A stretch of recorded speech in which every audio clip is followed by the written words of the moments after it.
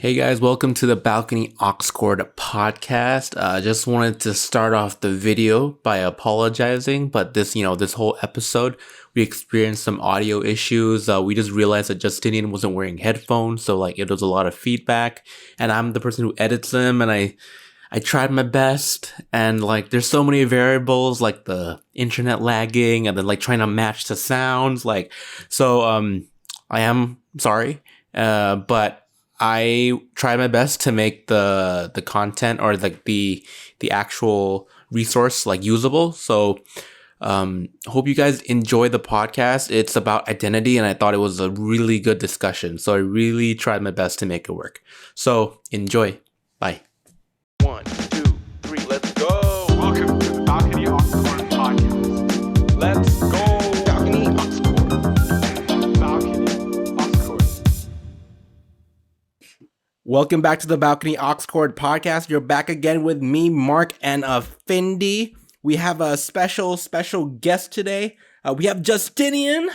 What's up, Justinian?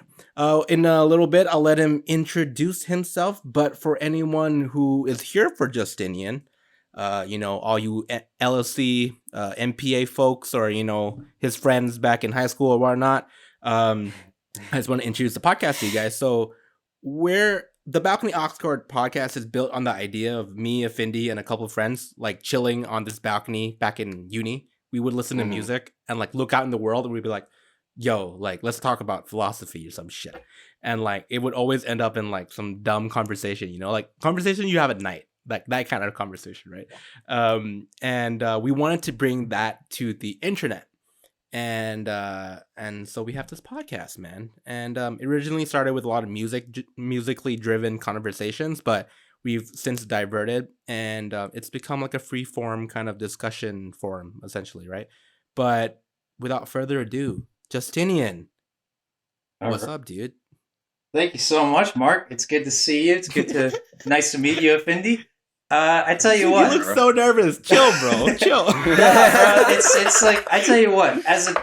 For all of y'all listening, I've been a fan since day one of this podcast. Dude. So listening to the only one. The only. The only one who watches our videos. None of our other guests have been I've been a fan. At least one of a dedicated few. That's what we gotta say.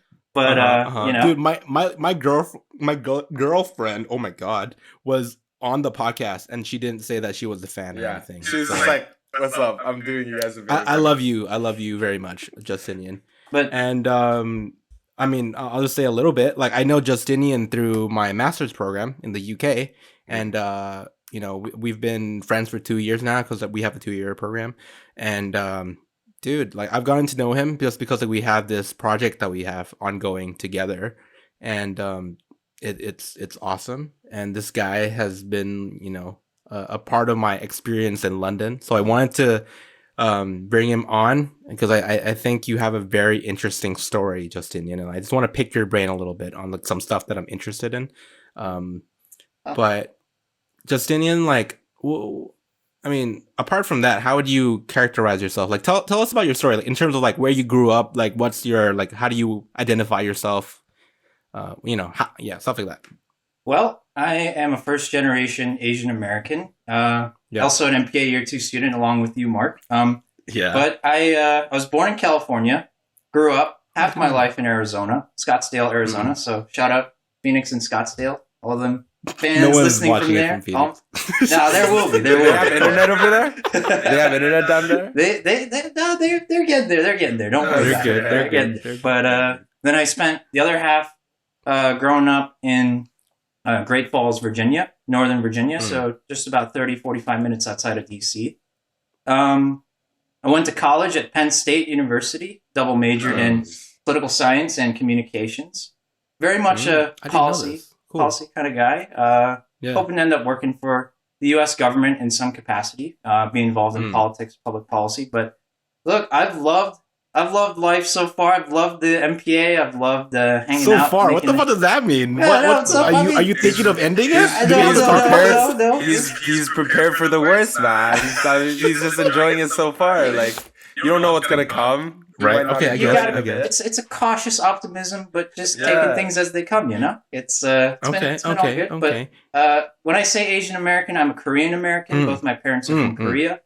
And I mean, there's been a lot going on, but try to enjoy every minute of it. So And like, okay, I don't normally, for anyone who's new to the podcast, I don't normally tell all my guests to introduce their ethnicity and identity. Okay, like there's a point to this. Like we're gonna be talking about identity. It's not like I'm like, what is your sexuality? What's your sexual orientation? Yeah. What was your sexual? Well, it's better than a "Where are you really from?" question, you know?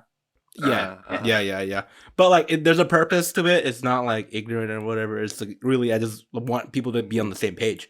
But Justinian, you said you worked in like politics, right? Like you were working in in Washington at some point? I remember we talking about us probably. Like, was that a case? Like, I forget. I did. I interned on the Hill, so the U.S. Congress, for my second and third years of college. But even before then, when I was in high school, when I was a wee little lad, like, 14, 15 years old, I would go door knocking for political candidates. I mean, it's not just to get those like volunteering hours signed. But You've been in the game.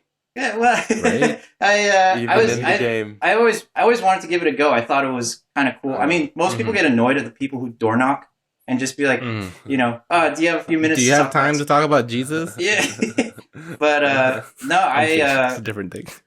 Well, I mean, we can talk about them, but there's no, it's okay. We don't want to. It's okay. We don't need to talk about the Mormons. No. No, love all thy neighbors, but it's been. Yeah, I started young. I've always wanted to be like a politician / congressman, senator, governor kind of stuff, because it's just always so cool to be doing all that kind of, doing so much at once. And I feel like those are the people who just do so much at once, Yeah, and did you ever like run for like class president or anything? Like, I know. Okay, so he's the president of the association at my uni right now. So like he likes this shit, right? But like my question is like, were you like president back in like high school? Because like was it like a building up kind of thing? My parents always encouraged me to do it, but I don't think I had the same level of interest then as I do now, because I mean I was kind of shy, but also I think I didn't want to do that much work at that particular point in time. It seemed like a lot of work. When you're like 16, 17, it's just like, oh my God. You got to be on top of your game and have keep up appearances all the time. But I mean, it would have been nice. Maybe it would have changed things up. Yeah. And I mean, I just want to jump into it really, but I find you very interesting in many ways. And it's because the first day I met you, Justinian, we shook hands at the LSE, and I was like, "Hey, like, what's your name or whatever, right?" And you're like, "My name is Justinian." Like, obviously, I know that it's like a Christian name, I think, right? It's like from like Constantinople, some biblical, some biblical thing. But like, I didn't expect it from like Justinian. Like, he looks like super Korean. I was like, "Your name is Justinian?" Like, I didn't say it out loud, but it was like my internal thoughts. I was like, what? And then, because I was like expecting like a Justin, but like the Indian is like the what? Yeah. No, but my point to saying this is that like I continued talking to him, and he's like, I'm from Arizona. And I'm like, what? Like, there's like, how big's the Asian diaspora out there? Like, what the fuck? Like, why are you not white? If you're from Arizona, why are you not white? Why am I not a gun-toting NRA member? MAGA hat wearing, sunburnt, beard-growing white guy. Yeah, Is that rhetorical? Because you are.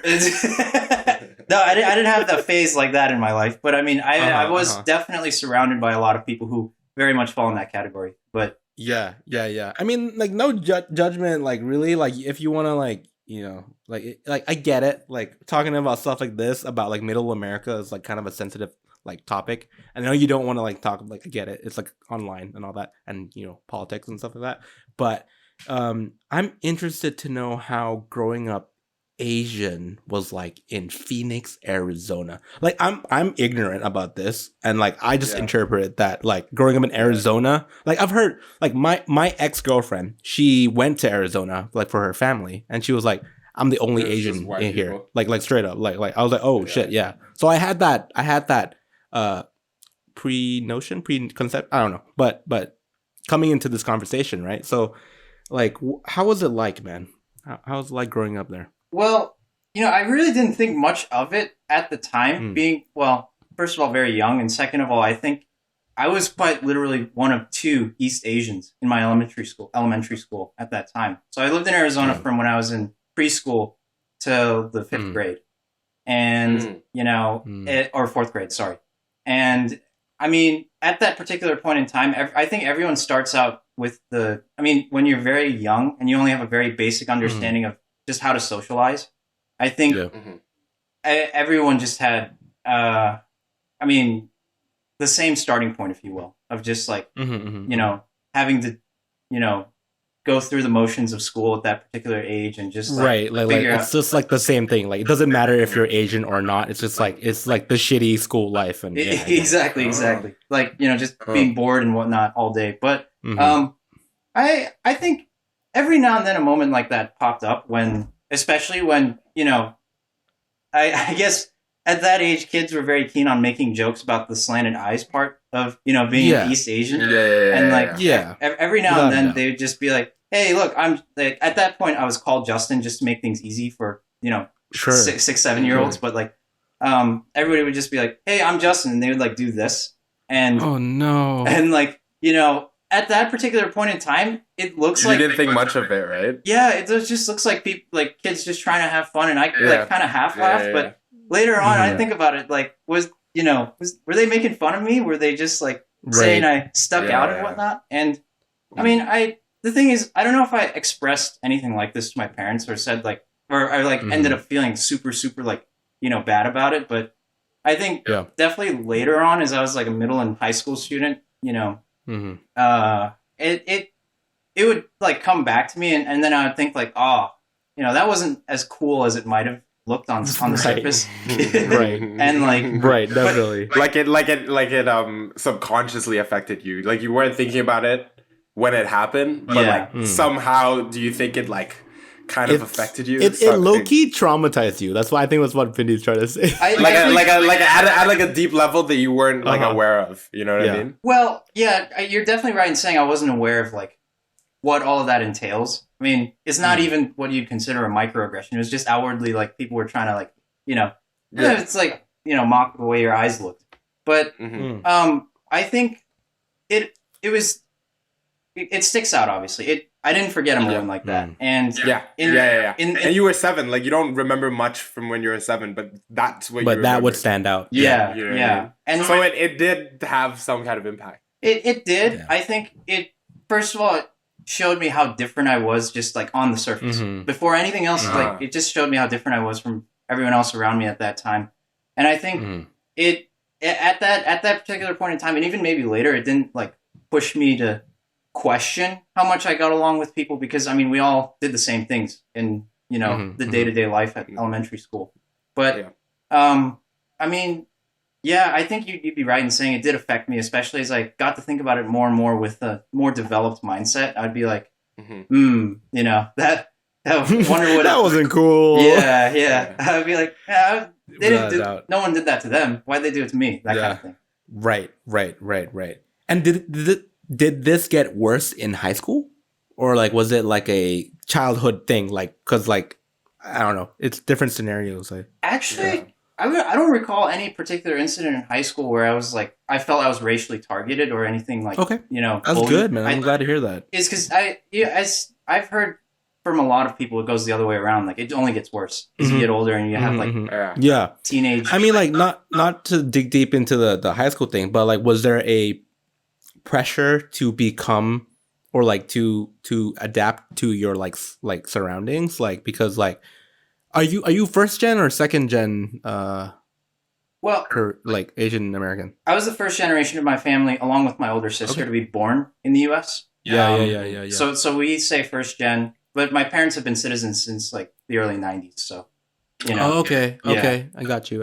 Yeah, because I think for some like people who might be listening to this and they're like, it's important to them to see like what generation you are at in like that that whole story, you know, because like you have different problems, or not problems, but obstacles to get across. Like it's like how do I translate this for my parents? Like obviously I feel like your parents probably like, were good at English, like because they were American, right?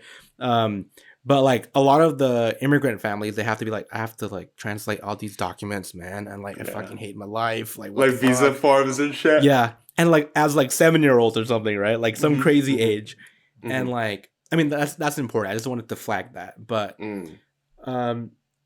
like back to the question of like, did you feel like a constant pressure to like become something that like you didn't see at home? Or anything like that? Like, is there anything like that? If there wasn't, that's fine. Like, I'm just like trying to explore your past a little bit. Well, let me start by saying moving to Virginia was actually the first sort of opportunity for me to be socialized with the Asian American experience. And what I mean by that is like, I mean, I moved to a part of Virginia where there were just noticeably more Asian Americans living in the community, and that reflected in the school demographics. Yeah. So in a weird way, like I felt a little bit of a conformal pressure to be a lot more like them, the other Asian Americans. Yeah. Dude. It's that's pretty toxic, man. It's not gonna lie. Yeah. I mean, what did you have to do, man? What you had to just fucking like chug watch boba anime? tea, bro. Yeah, you had to watch Naruto because all the other Asian kids were watching it, so you felt like you had to be one of them, like that kind of thing. Actually, it wasn't even that. It was just that I spoke terrible Korean at that time. I barely spoke any Korean at all, and for them, that was. I mean, it was mostly Korean Americans that I interacted with in middle and high school, and they just. It looked like there was something. I mean, I don't want to like characterize or mischaracterize them at all. They're good people and they're still in my life. You know, I talked to them, but like definitely it stuck out to them that I had almost no knowledge of Korean, and that like my at home life was very much. Well, I wouldn't say it was like whitewashed or it was like like that of a white American family, but it was just a lot more different from the traditional like Korean American day to day household. Like I didn't go to church growing up as a kid. I didn't. I didn't like have. And that's very not Korean, right? Like, apparently, church is a very important part of it. Exactly. Yeah, like Korean Canadians, like all the ones that I know are just like fucking church boys and shit, you know. Like they go to church and they're about that. They're about that. Huh. No, but like I think there was a lot of reverse pressure if you get what I'm saying. I mean, to them I think just like kind of how you two are. Introducing this conversation, they would always start by like, "What the hell? Like, there's Koreans out in Arizona. Like, what are you? What was that? Like, are you just like exactly what I'm asking you? Right? like what the fuck? Yeah, there's Koreans in Arizona? Yeah, they'd just be like, did you like grow up with a cowboy hat? Did you sleep in cowboy boots and all that? And they like that actually irked me a little bit more than like the people doing this. No, I'm seriously. That would just be like, what the hell? Like for my first reaction was just like, I had to like pass a test to be Korean American. That was the first time you felt like an outsider wasn't with just fucking white kids that you grew up with. It was the other Korean Americans. Right. Exactly. The so-called your own community. Yeah, the so-called your the people who would like, who fit, like, were the most similar to you. You felt as an outsider. That's interesting. Damn. Exactly. And like, I'm sure some of them will come and watch this and might try to argue, it wasn't like that much. No, but it's fine. But like, it's to me, especially because I bring my older sister into this comparison for a little bit because she is fluent in Korean. She kind of like did everything right as a kid. She was a straight A student. She, got along with both, non-Koreans and Koreans. And she just was like a very exceptional role model for like especially to a lot of our Korean American family friends. She was a strong role model for how to, approach growing up and becoming your own person in this kind of community. Right. So, I mean, I give a lot of credit to her for inspiring me in that sense, but she, between her and me, I would say she had a bit of an easier time like socializing with other fellow Korean Americans. And because of the language. Yeah. It's like language was all of it. I mean, like Korean Americans. I mean, is this funny because everyone would speak English, right? Yeah, But then the Korean is an important thing. So like knowing or being fluent in Korean. Yeah, and I think that's, and I don't want to drag this out too much, but I would say it's because Korean Americans, like any community, are not a monolith. Like there's different kinds of hobbies that everyone partakes in. You know, different sports, soccer, or football. You know, had to get that one out of the way. Football, American football, tennis, and all that. So like, yeah, people would do decently like unique things, but the language part was the one that united them. And right. Yeah, that was the one thing. Yeah. And so that's how I stuck out like a sore thumb. Yeah, and that's horrible, man. Because like I feel like, I mean, like I can't imagine how you were feeling, just because like it was like the first time you left like a community that didn't have a lot of Asians, you go into a community that had Asians, and you're like, why am I not part of you yet? Like, what the fuck? And to some degree, I don't like. I feel like the Thai international school kid has some elements of what you've been talking about, like in terms of like third culture kid and like not really belonging to like any kind of culture, you know. It's like I want to be accepted by my Thais, but like I'm not really Thai. Like I want to be accepted by my foreign peers, but I'm not really foreign either, you know. It's like, where do I stand? Obviously those are different scenarios, but I feel like there are some parallels, I would imagine. And Affinity felt this because like he grew up like moving around like the world basically. Yeah. And like I can imagine it's tough. Yeah, it's tough, man. Like not having sort of like a place that you can just look and be like, oh, like this is these group of people have been through the same thing that I have, kind of. Yeah, you know what I mean. Like if you always feel like an outsider. But do you think that there are some, like, I've been thinking about this like quite a bit recently, is like some advantages to growing up always being sort of like an outsider and having to like sort of shift your mindset every time you speak, right? Because that's the thing, like when we speak to different people, I feel like we have different mindsets. Yes. But when you don't belong to any particular group, do you think your mindset is more fluid, as in you can have a conversation with everyone and just like... Yeah, I agree with that. Doesn't go for it. Sorry, I was gonna say that's a great question, because I think there's a lot of different ways people have approached that, you know, because I don't think anyone signs up for that kind of situation, and it's circumstantial. Yeah, it just happens. Yeah, and Affinity actually, that's we have a term for that. I don't know if they've used the same term in Canada, but it's like an in-betweener, you know, generation thing. And it's very, I totally sympathize with like all the fellow Asian American communities and people in those communities who go through a very similar experience. I would say, for me personally, I found it to be a blessing in terms of like, as an American, I'm a product of a very individualistic society, right? And we put a lot of value to our names, and you know, there's still importance to the descriptors, the sort of adjectives that describe every one of us, like, you know, Korean American, you know, soccer player or something like that. These kinds, or I mean, maybe throw in the word pronouns too. But yeah, for me, especially because this kind of thing happened to me in middle and high school the most. And at that time, everyone's very, you know, they're formulating their idea of who they are. And for me, that was like an important stepping stone into, you know, standing up for myself a lot more as an individual, and like realizing that, you know, you are your best advocate and your best supporter. And as selfish as that sounds, like that to us, I mean, to me at least, it feels like it's what makes the world spin in terms of like, you know, everybody empowering themselves to be, you know, a lot more, you don't even have to say defensive of what you are and what you stand for, but just proud of what you do and what you contribute, really. And I found that to be freeing, to not be constrained into like the usual boundaries of what makes a Korean American. But but I also, I mean, especially now looking back upon it, I'm glad that I didn't like totally shun like myself from the Korean American community. because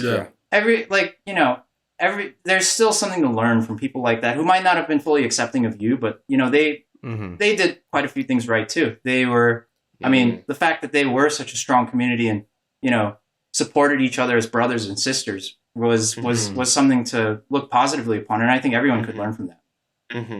Yeah. Yeah. Do you want to say something, Affinity? If not, I'm good. Yeah. I was gonna say something. I was actually watching this TED Talk that talks about something similar, and it was just this kid who like was like us, basically like kind of like a third culture type of kid, where it was the place where he grew up wasn't the same as his parents' culture and the culture like that, the dominant like culture of the place they lived in, and so the speaker was like, oh, like I don't know where home is, like when people ask me what is home, but in this context it would be like, oh, like what is your culture, like what do you identify with, and then you wouldn't be able to answer that. But in the end she was like, oh, like she thought about it in a way where it was you should ask people where they're like a local. So she came up with this like this word called like a multilocal. Multilocal. It means you're not just from one place. Like, that sounds like a nice drink. Yeah, like you guys went to school in London, right? You guys were there for like a year or two. Couple of years. So you're a London local. Think about it. You're a London local, but also you're like a Scottsdale, Arizona local and a Bangkok local. Like so like you shouldn't ask where people are from or what they identify with as one thing, because you could be multiple things at once, like an in-betweener, the thing that you were just talking about. And so it like that concept of like having to belong in one place is like broken down. So it's like so you don't have to be like one place is my home. You can be like multiple things are like home. Yeah, and actually to add on to that point, I'm sure you all have watched like Super Bowl culture here in the US, right? Where like people draw a lot of what makes their identity to the sports teams that they support. And I think in one sense that's kind of been the very American element of our culture that I have. Exactly. I mean, I haven't completely subscribed to it because I realized how that's also something I don't want to necessarily portray, the Asian side of the story as the constraining one only, I think there's a lot of things about, being quote unquote a stereotypical American that is also very constraining, and I wouldn't necessarily want to be immersed in that. And that's one of them. Is like the feeling that like, because a lot of people don't necessarily leave their hometowns, right? The places that they were born, went to high school in, get their jobs in. And I see just so much like intense, sort of association to your local sports team to the point where you almost like defend it as if they're going to war, Right. And like very tribalistic and stuff like that, right? Yeah, that's the word. Yeah. And I look at that and I'm like, that's fun to watch and it's fun to participate in from time to time. And I went to Penn State, which is a huge like football school. Yeah. It's a huge school. Yeah. So like I've done it before, but like I realize, if you immerse yourself too much into that mindset, I think it's also a bit, constraining. Yeah. So, and I think you're right. Like, I mean, just how I framed like the first half of this podcast is like, I've been digging deep into what it means for you to be Korean American. Right. But like obviously I geared it that way because I wanted to get at what you were thinking, but like at the core of it and how this has progressed is that like, it should be multiple. Like it shouldn't be, like Justinian as a person should not only be a Korean American, but like American full stop, or like a Londoner full stop, like stuff like that, it's like he could be whatever he wants. And like I feel like identity is such a interesting conversation. Like I've been doing stuff in Clubhouse recently, and like this question comes out all the time, and we were talking about like what it means to be Thai, and then like, who defines that? Like, what does it mean? Because I'm like I'm not Thai enough, but you're Thai, like stuff like that. And like, so what does it mean? Like, who's defining it? Like, what's actually happening here? And like, it's so dynamic, and we need to like really like dissect it a little bit for each person, just because like it's like you said, you could be anything you want. But I wanted to Oh, you want to say something? Oh, no. I mean, maybe just a really short add-on to all of this is that, we were talking about high school life, right? And I should preface that I didn't necessarily go to a very traditional American high school. Like, it wasn't, super rural or super urban. It was a suburban high school, but this is an area of Virginia where, a lot of these families are very prominent. There's, like, people working for the federal government, the Pentagon. There's people working in, like, Fannie Mae, Freddie Mac, and there's people working in investment banks. So there's a lot of not like, there was a lot that shaped. Bougie school, like an affluent, private, like that kind of thing. It wasn't. Did you wear a tie to school? It wasn't private. It wasn't like a magnet type of you have to apply to get in kind of school. It was a public school, but it just happened that this was districted in a way that was, it was the area. Yeah, super high, socioeconomically high class, and there was. Sure. I feel like that kind of thing also insulated me from what I might have went through if I went to a very urban kind of school elsewhere in America.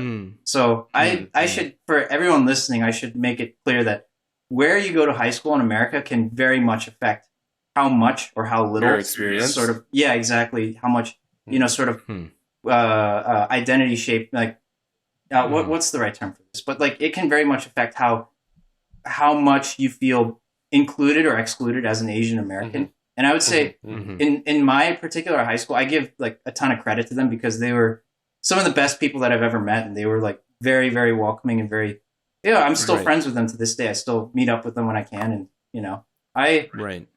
I give them a lot of credit for being more open-minded than most, Yeah.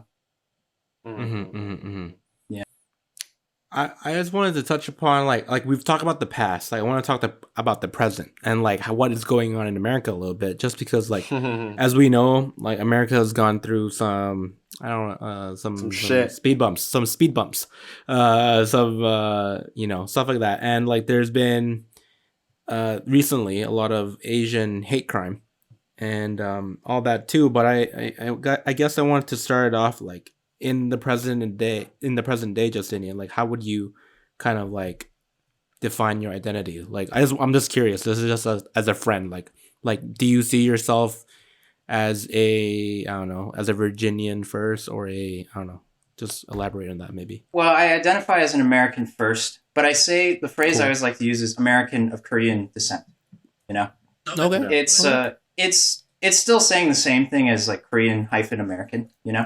But by putting American first, I would say it's, for me, been the culture and the set of norms that's shaped me more than anything else and makes me believe what I believe in and sort of behave the way that I do. And I again, put a lot of gratitude into it because I don't see myself wanting it any other way. Now, I don't necessarily say there's a better or worse way to do it. I know there's a lot of people who are very into their Korean side of their identity, and they wouldn't change it for anything too. And I'm happy for them. They seem perfectly content too.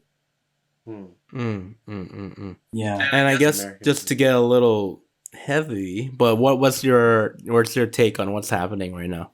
And to what extent have you seen like people around you kind of like rallying to it, or like has it not been like that? Like what's happening? Because me and Affinity aren't in America right now, so it's like it's hard to kind of like see what's happening. But I guess your take on it. No, I would start by saying it's incredibly heartbreaking. It's for me as like an Asian American, it is the most heartbreaking, historical sort of experience I've seen from the beginning till now of my own lifetime. I would say.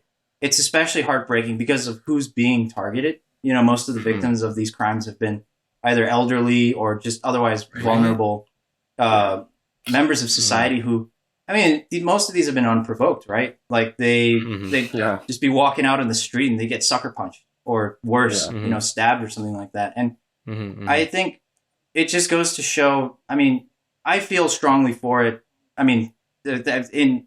I feel strongly about it as an Asian American because that could be my grandfather, that could be my grandmother, that could be my aunt or uncle, and I think for the most part, a lot of Asian Americans are feeling that way. But to your question on doing something about it, engaging in activism or anything about it in DC, I've only been to DC once, in town since the beginning of the pandemic, and I haven't seen super strong reactions one way or another. But I know fascinating in New York, just from watching the news or reading about it, in New York, San Francisco, a lot of areas with high, like large Asian American populations, there has been rallying rallies. Yeah, and it's I'm glad to see they're still small in my opinion compared to like we've obviously seen Black Lives Matter and you know a lot of other anti-racist movements, but it's in the past there would have been almost no attention at all. So this is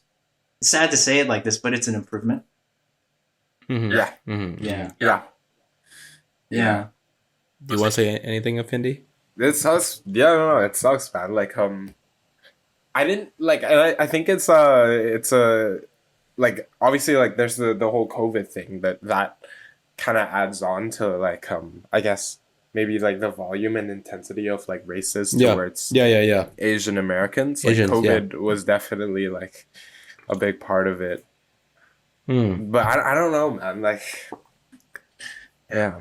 Well, Findy, you're right in saying that, like, COVID is, I think we can only guess at this point, but it's going to be a huge influence in terms of, like, you know, perhaps the motivations behind all these crimes, but also the need to rally against them, too.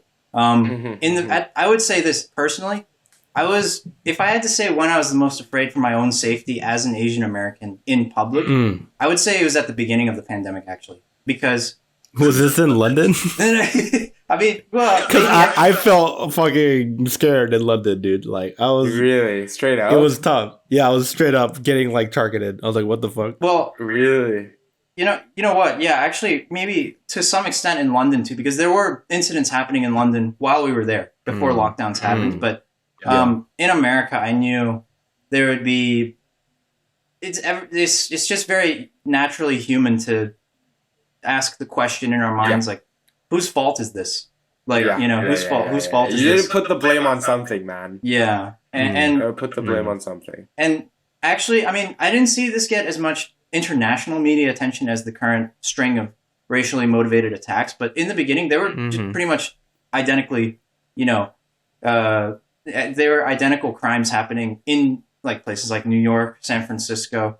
Same kinds of, victims too. Just like people lashing out at the very earliest. Like, at someone who can't hit back or like can't really defend themselves, man. Like it's like that's so heartbreaking. You know what I mean? Yeah. And there's like old people and shit. Like like hit me, bro. Hit me. Like see what happens. Exactly. No, and like I mean, I think that's where the conversation has centered, even within like Korean American circles, Chinese American circles, and all of that, is everyone's just talking about like who in particular has been targeted, like really elderly people who they don't always survive these attacks that could not otherwise be survivable if you were relatively young and fit, but it's heartbreaking, man.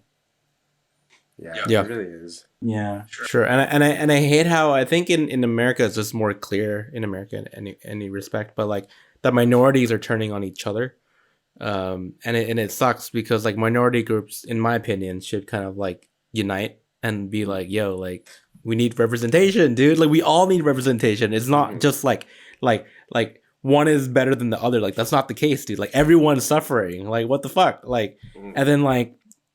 Like you kind of like put scapegoats on it because like as a minority, like I have cousins and family members who are now Thai American, and they have this mindset where it's like the fucking I don't know, the fucking Mexicans, the fucking Filipinos, the fucking so on, and it's because they want to feel more American by saying that like to become like superior or not. It might not be a conscious kind of decision making process, but like. By saying those things, you're like distancing yourself from another minority group, making yourself feel more a identity that like America is trying to like push out. I don't know. Oh, sorry. No. I was about to say I don't know if you want to contribute to anything. Well, Justinian. The analogy is, it's very much a generalization, but the analogy to a lot of minority Americans, especially recent immigrants, is that to be American is to be white, you know? And that, you know, level of whiteness and the subsequent sort of disdain for fellow minorities is, I feel, a big push, a big reason for why a lot of this, like, cross, you know, interracial conflict and tension happens. And I think this would be something I would have to, I mean, I would love to read up about if there's academic research on what, you know, characterizes Asian Americans and Hispanic Americans so differently from African Americans, you know? Because the thing that African Americans have, for the most part, is they've been here for many generations, if not like just as many generations as their white counterparts, you know? Yeah, definitely. So, you know, when you talk about like the outsider mentality of like, you know, they're a foreigner, you know, there's different, I think there's different ways There's where different levels of it. Exactly. There's there's different ways where, you know, certain minorities might claim to be more American because of that, you know, criteria. And, you know, I'm sure you've heard from maybe your uni colleagues and as well as like people living, you know, friends and family living in Canada and the United States that like Asians are the perpetual foreigner, right? You know, that sort of perpetual. Yeah. That's sort of it's you know, I think that kind of says it all really as to like why, you know, you were both mentioning minorities might start targeting each other for more leverage to reach the coveted full American identity, or at least be somewhat equal in circumstances to their white counterparts, you know? Right. Yeah. Huh. Dude. Affinity, do you have anything else to just like maybe like raise or like ask or discuss? If not, I'm gonna change it because I'm fascinated about a different thing, which is more lighthearted. We can move to the lighthearted thing, man. I don't mind. Man. Just because like we've been talking about some I was gonna bring up more heavy shit, but nah, let's No, say it. No. Like we have time. Say it. We do? Yeah, man. No, I was just gonna talk about like I don't know, like the thing that you were talking about, like minorities targeting other minorities.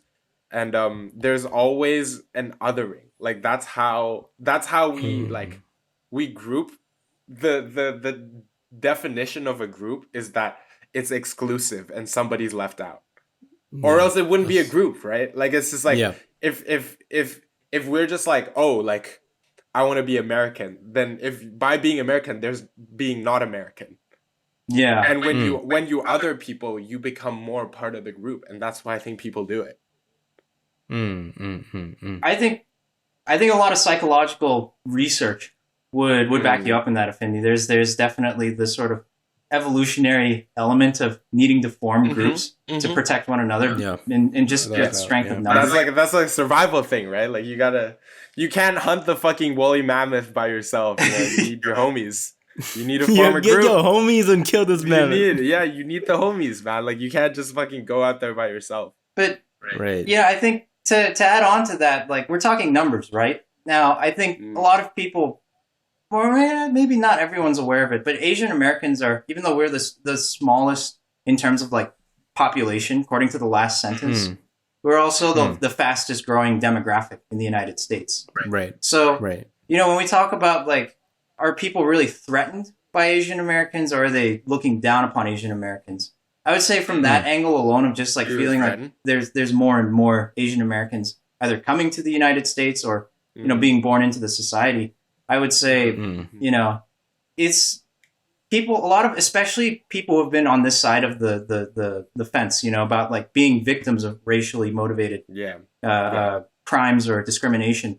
We feel like it's because they're, you know, someone's treating us like that because they're looking down upon us, right? And that they just like inherently think so highly of themselves that they want to, you know, reinforce it. But I feel like for me, at least, I've tried to remind myself of the fact that like this usually happens because someone's like feeling the need to act, you know, on their instincts, right? Or, you know, I mean, I could be wrong. I could be overgeneralizing here, but this is one area where I've tried to remind myself, like, not, you know, over internalize a lot of the negative commentary or just the hatred towards Asians is because like, you know, for the most part, like still I feel quite, you know, accepted, and I mean I still go out and about in public decently enough that like I would try to temper the fear a little bit, you know. That's good. That's good. I'm glad you feel safe, because that's the important part. Because like for a lot of Asian Americans, I think living in the Bay Area in particular and in New York, I feel like they don't feel safe. Like to send their parents outside on walks. Exactly. Like literally. No. Yeah. Like how fucked is that? Like like on, if you had man. you had a grandma and she's like, you know, she wants to like fucking go buy spices. Groceries. Yeah, go buy some like daikon at fucking Chinatown or something. She's gotta take the bus and you're gonna be like, yo, grandma, let me drive you. Like that's fucked, man. It is. Right. That's fucked. It is. And I don't want to like, you know, desensitize myself from that. I totally sympathize with the people who and I mean we get it. It's if I was in that situation, where my family was living in the Bay Area, I'd do the same thing. I would even like, you know, this is the very American side of this conversation, is that there's been a lot of people who've been taking up like self-defense training classes, and part of that includes like getting concealed carry permits for like handguns. And you know, it says it all, right? It's like that doesn't really look very, you know, good for us as a society where we have to like, you know, actively protect or like you use that kind of mitigation against what we feel are very real threats, and it just doesn't reflect well upon America as a society that like people feel that endangered. Yeah. There's I don't know. There's I was talking to my friend about this. Yeah. And like there's like a theory, and obviously it's just like it's just like a theory. It's just like we were just like talking shit basically. And we were Wait, is this a theory that you made up?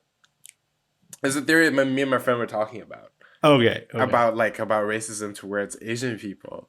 Is that so my friend thinks that not traditionally, but like a lot of times we see in the Asian diaspora community that like Asian people kind of do well financially.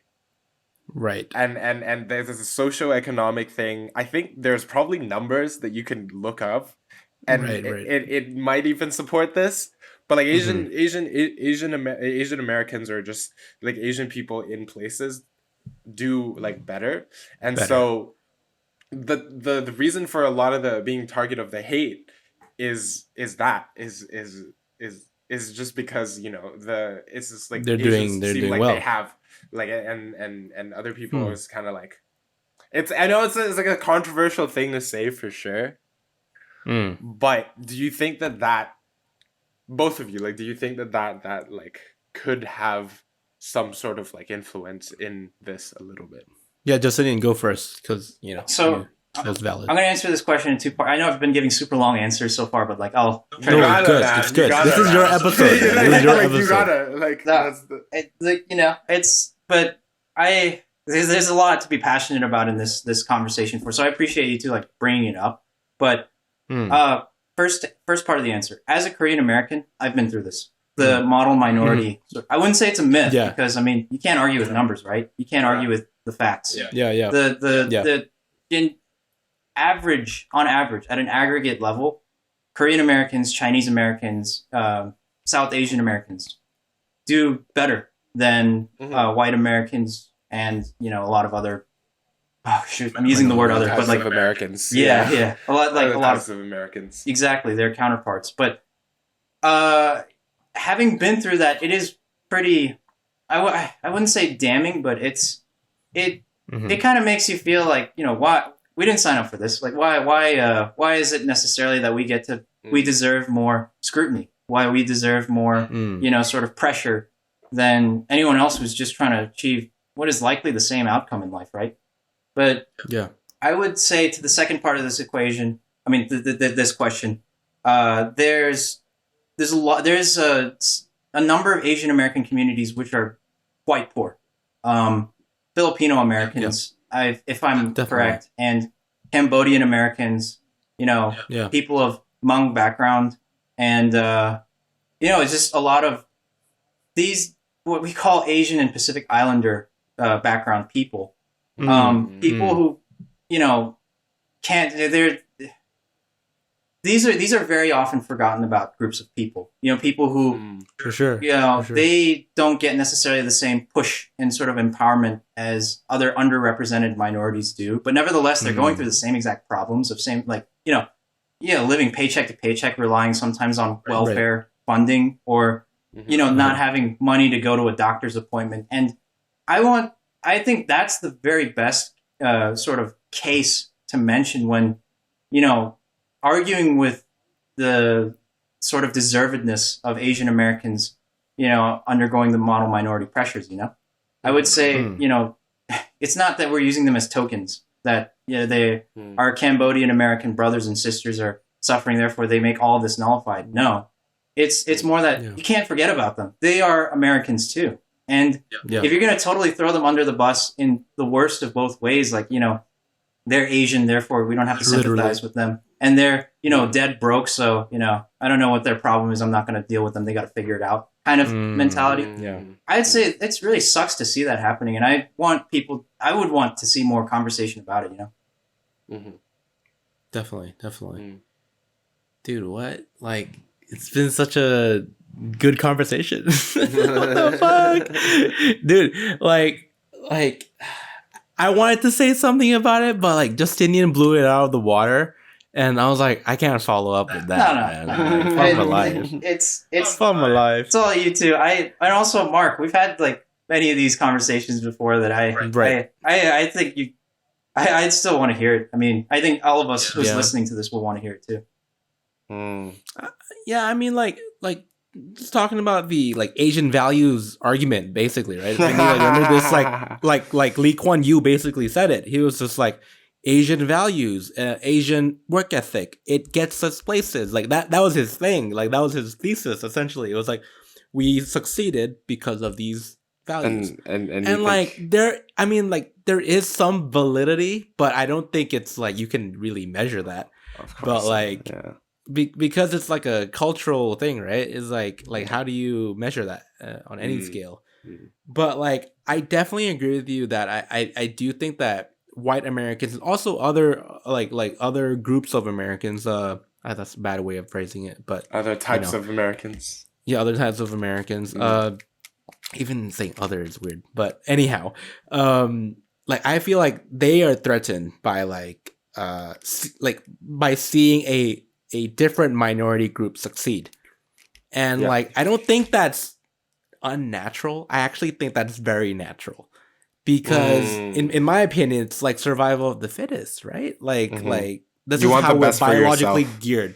Like obviously there's a whole social aspect influence thing happening, right? But I think at the core of it, it's like when you see the other tribe succeeding, you're like, fuck, is there gonna be enough food for me? Is there gonna be enough opportunities for me?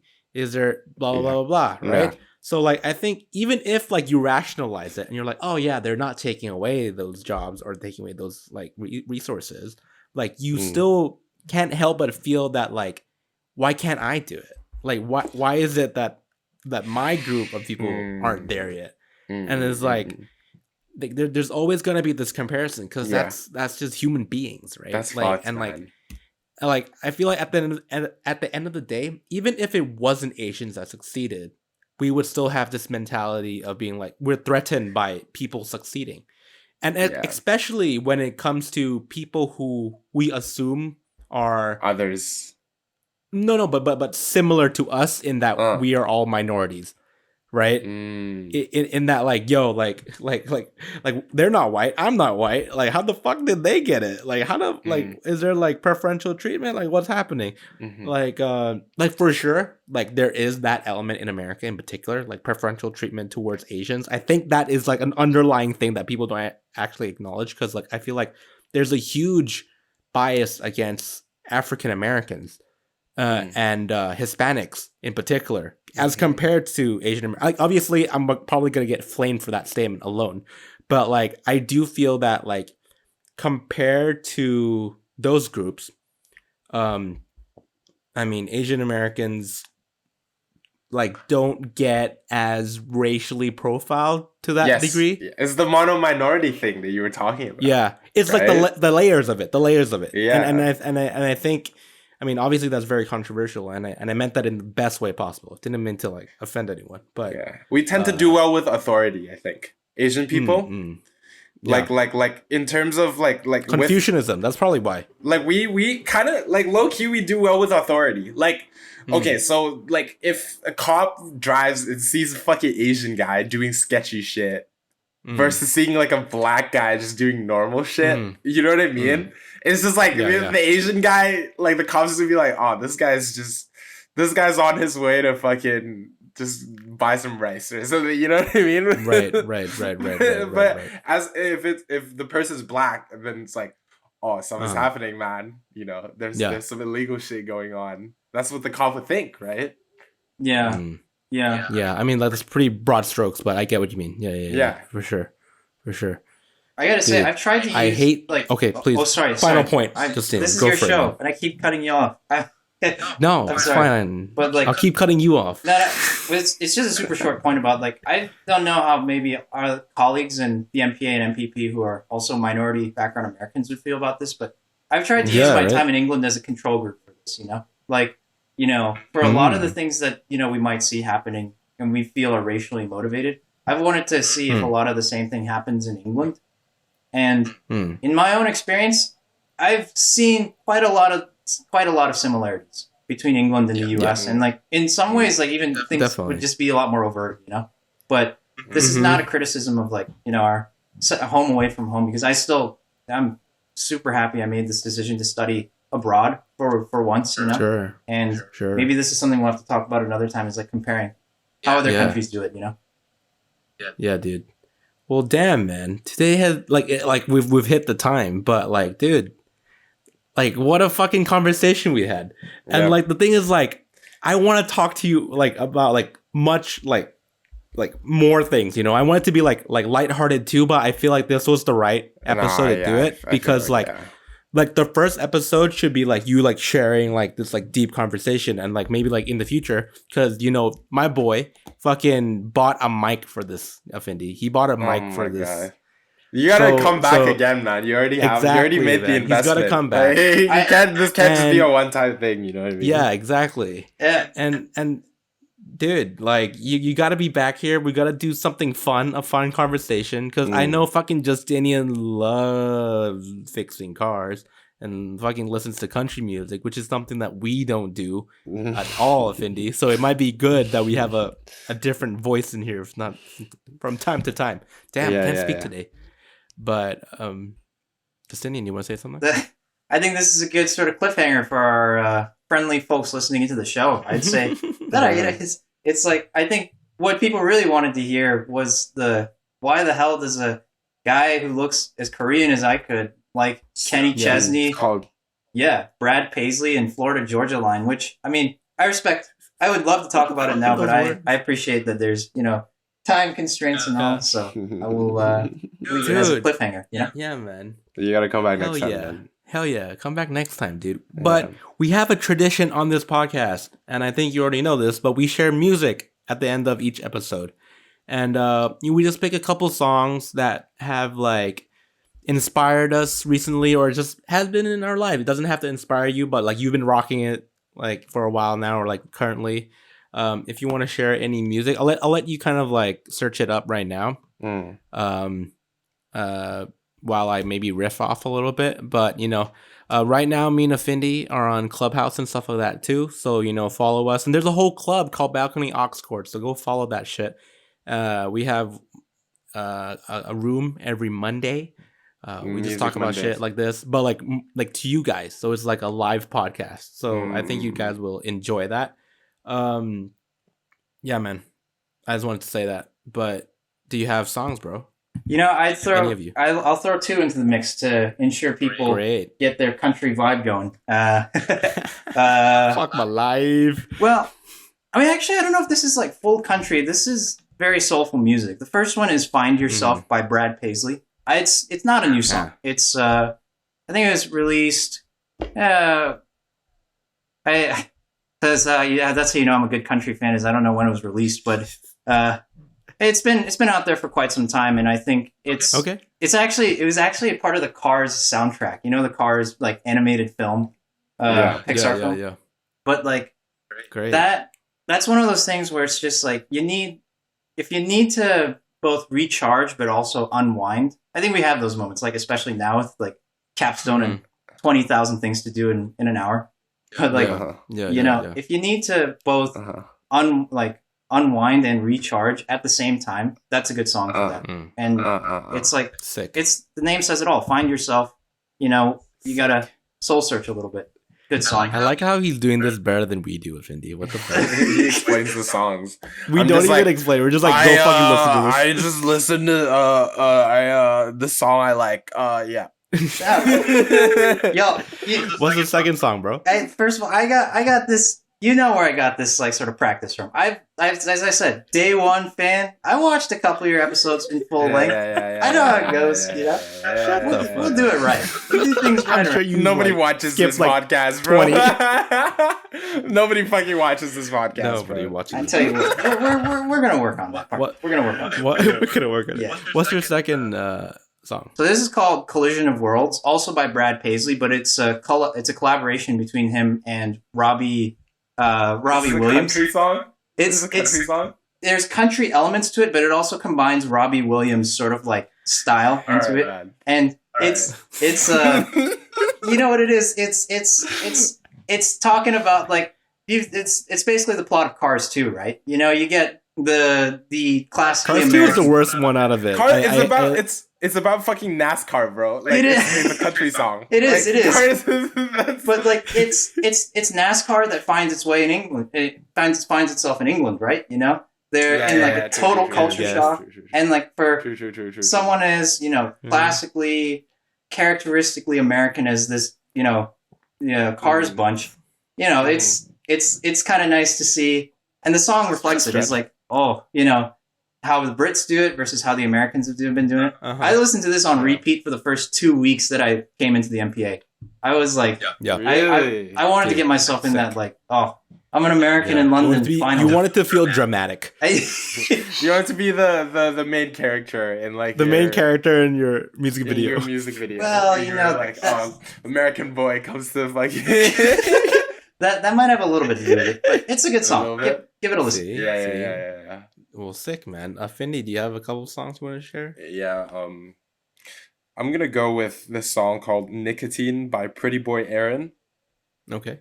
And the other song I'm gonna say this, man, is the Anderson Paak. Bruno Mars. I was about to say that too. Damn it! Leave the door open. I'm just gonna give one more song then. I just wanted to give "Back to You" by Rel Ye. Nice. But yeah, dude. Justinian, thank you so much for joining us, man. Dude. Hey, like I knew you were a good speaker, and like obviously it shows today. So I'm again I just want to thank you for being on the show, but also listening and following up with the show like constantly. Yeah, and like being a day one, as you call it. Don't know how true that is, but it's pretty true. I'd say it's pretty true. He's just saying that. He's just saying that to be nice. Because he's on the show. Yeah, bro. I downloaded all those episodes. It's pretty true. No, man. My guy, man. This is my guy right here, dude. Well, dude. For anyone who's listening, don't forget to like, subscribe, share, all that bullshit. I don't know. Like, we're on Clubhouse, we're on Instagram, we're on Facebook, all that stuff. Just search us up. Justinian, I don't know if you want to plug anything because we're not like content creators or anything like that, but like, did you want to plug anything at all? That's all. Just give these boys a follow. It's been a great podcast. Great plug. I was happy to be on the show, and this has definitely been the highlight of my year. Oh man, you cutie! Bro. What a cutie! I'm serious. Like, next episode, next episode, or come back. Whatever you want. Man. So, for anyone who's here for Justinian and you hate us, it's okay. Next episode, not next episode, but he will be back. I promise you. Yeah. And next time it will be lighthearted. Oh, it won't. I don't know, but I'll try to make it lighthearted. But this one, like obviously, I wanted to just introduce you. Yeah, we had to, man. So like. today has been, perfect, I think. And like, it's great to talk to you as always, Justinian and Affinity. So yeah, man. Thank you, everyone. Thanks, everyone. Bye.